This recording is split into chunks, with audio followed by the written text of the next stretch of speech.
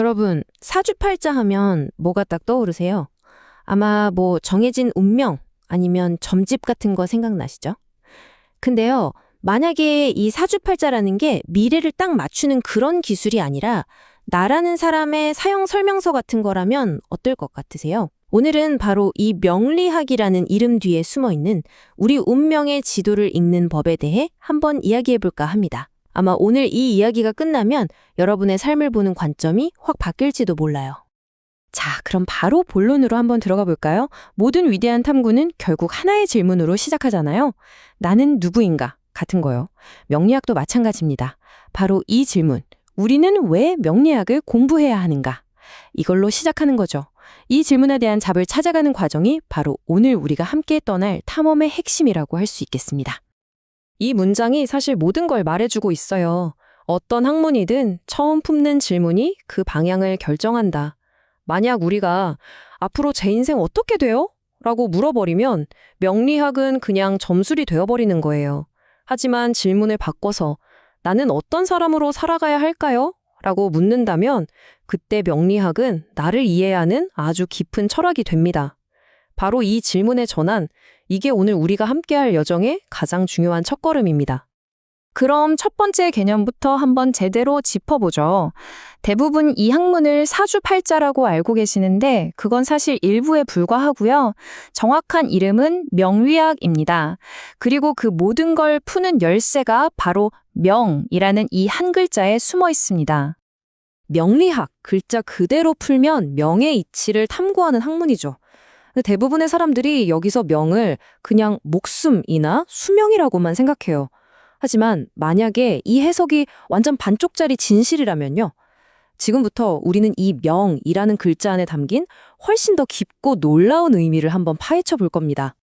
이 거대한 오해를 풀기 위해서 우리한테 정말 익숙한 사자성어를 하나 소환해 보겠습니다. 바로 미인방명입니다. 아마 다들 들어보셨을 텐데 정말 놀랍게도 이 네 글자 안에 명의 진짜 의미를 펴는 열쇠가 딱 숨어 있거든요. 보통 미인방명하면 딱 이렇게 생각하죠. 아름다운 사람은 명이 짧다. 여기서 명은 그저 수명, 그러니까 목숨으로 해석되는 거예요.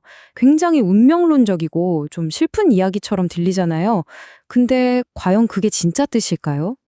자, 바로 여기에요. 여기서 모든 오해가 풀립니다. 왼쪽을 한번 보세요. 우리가 흔히 알던 해석이죠. 명은 목숨, 미인은 그냥 예쁜 사람. 근데 오른쪽, 명리학의 해석은 와우, 완전히 다르죠. 명은 역할이나 사명이고 미인은 재능이 뛰어난 사람을 뜻하는 거였어요. 이 단어 뜻 하나가 바뀌는 순간 그냥 운명의 저주 같았던 말이 갑자기 자기 개발의 화두로 확 바뀌는 거죠. 이 새로운 해석을 한번 적용해 볼까요? 그럼 미인방명은 예쁜 사람은 일찍 죽는다. 이게 아니라 재능이 너무 많아서 오히려 하나의 사명에 집중하기가 어렵다는 뜻이 되는 겁니다. 어떠세요? 운명론적인 저주가 아니라 마치 레오나르도 다빈치 같은 천재들이 겪었을 법한 그런 고뇌에 대한 깊은 통찰처럼 들리지 않나요? 이것이 바로 명리학에 말하는 명입니다. 단순히 삶의 길이가 아니라 삶의 방향과 역할을 뜻하는 거죠. 자, 그렇다면 이 역할이나 사명이라는 건 도대체 어디서 오는 걸까요? 명리학은 그 답을 찾기 위해서 우리가 사실은 두 개의 삶을 동시에 살고 있다는 아주 놀라운 관점을 제시합니다. 이게 대체 무슨 말인지 바로 다음 슬라이드에서 한번 확인해 보시죠. 바로 두 가지 생명인가? 맞습니다. 명리학에서는 우리가 두 개의 삶을 산다고 봐요. 여기 왼쪽처럼 우리 모두는 태어나서 늙고 병드는 생물학적 생명을 살아가죠. 하지만 동시에 오른쪽처럼 우리는 누군가의 자식, 친구 또는 직장 동료로서 관계를 맺고 역할을 수행하는 사회적 생명을 함께 살아갑니다.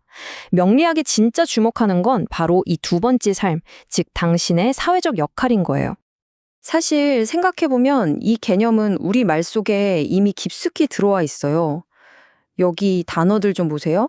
왕명, 천명, 명령, 사명. 여기서 명을 목숨이라고 생각하는 사람은 아무도 없잖아요. 전부 다 주어진 역할이나 책임을 뜻하죠. 명리학이 말하는 명이 바로 이런 겁니다. 우리 각자에게 주어진 사회적 역할 말이죠.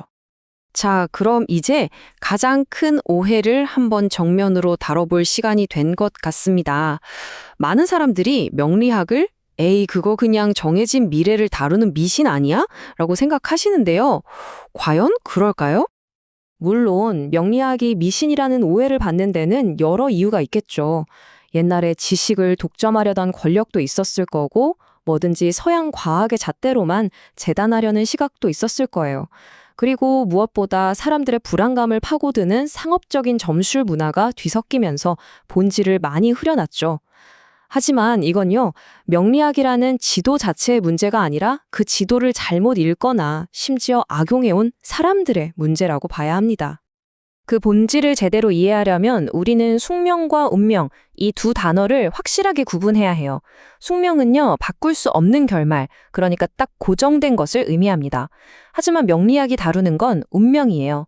운명의 운이라는 한자를 한번 보세요. 이게 움직이다, 운전하다 할 때 그 운자거든요. 그러니까 운명이라는 건 정해진 결말이 아니라 내가 직접 움직이고 선택하면서 만들어가는 과정, 그 자체를 의미하는 겁니다. 이 비유가 정말 기가 막히게 모든 걸 설명해 줍니다. 한번 생각해 보세요. 우리한테 봄, 여름, 가을, 겨울이 오는 건 이건 우리가 어떻게 할 수 없는 숙명 같은 거잖아요. 그쵸?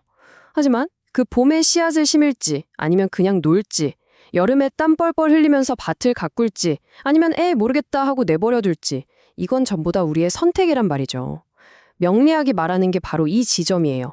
주어진 계절, 그러니까 내 환경 안에서 내가 뭘 할 건지 선택하는 그 자유의지. 그게 바로 운명이라는 겁니다. 자, 이제 우리는 명이 역할이라는 것, 그리고 운은 움직임이라는 걸 알게 됐습니다. 그렇다면 이 모든 걸 종합했을 때 명리학의 진짜 목적은 대체 뭘까요? 미래를 맞추는 게 아니라면 우리는 왜 이 오래된 학문을 들여다봐야 하는 걸까요? 그 목적을 알려면 먼저 명리학이 뭐가 아닌지부터 확실히 해야 할 것 같아요. 명리학은 여러분의 삶을 보고 이건 좋은 삶, 저건 나쁜 삶, 이렇게 판단하는 심판관이 절대 아닙니다. 그렇다고 여러분을 고통에서 구원해주는 종교도 아니고요. 여러분의 삶을 대신 살아주거나 책임져주는 그런 편리한 도구는 더더욱 아니죠. 명리학의 목적은요, 이 문장 그대로입니다. 지극히 단순하면서도 아주 심오하죠. 바로 지금 여기에서 당신이 자기 삶의 주인이 되도록 돕는 것, 내가 어떤 기질을 타고났고 지금 어떤 계절을 지나고 있는지 제대로 이해해서 그 위에서 스스로 더 나은 선택을 하도록 돕는 것, 그게 전부입니다. 그래서 오늘 제가 드린 설명의 결론은 이 한 장의 그림으로 요약할 수 있겠네요. 명리학은 당신의 미래를 신비롭게 보여주는 마법의 수정구슬이 아닙니다. 그보다는 당신이 지금 어떤 지형에 서 있고 앞으로 어떤 길로 나아갈 수 있는지를 보여주는 한 장의 지도에 가깝습니다. 여기서 정말 중요한 건 지도는 길을 대신 가주지 않는다는 사실이에요. 지도를 읽고 길을 선택하고 마침내 그 길을 두 발로 직접 걷는 것은 오롯이 우리 자신의 몫이라는 거죠. 오늘 이야기는 여기까지입니다. 마지막으로 여러분 각자에게 이 질문을 던지면서 마무리하고 싶네요. 당신의 삶이라는 지도에는 과연 무엇이 그려져 있습니까? 명리학은 그 지도를 완벽하게 해석해주는 정답지가 아니에요. 그 지도를 여러분 스스로 읽어낼 힘을 길러주는 아주 훌륭한 나침반이 될 수는 있습니다. 부디 누군가에 의해 쓰여진 이야기가 아니라 무한한 가능성으로 가득한 당신만의 지도를 용기 있게 펼쳐보시길 바랍니다.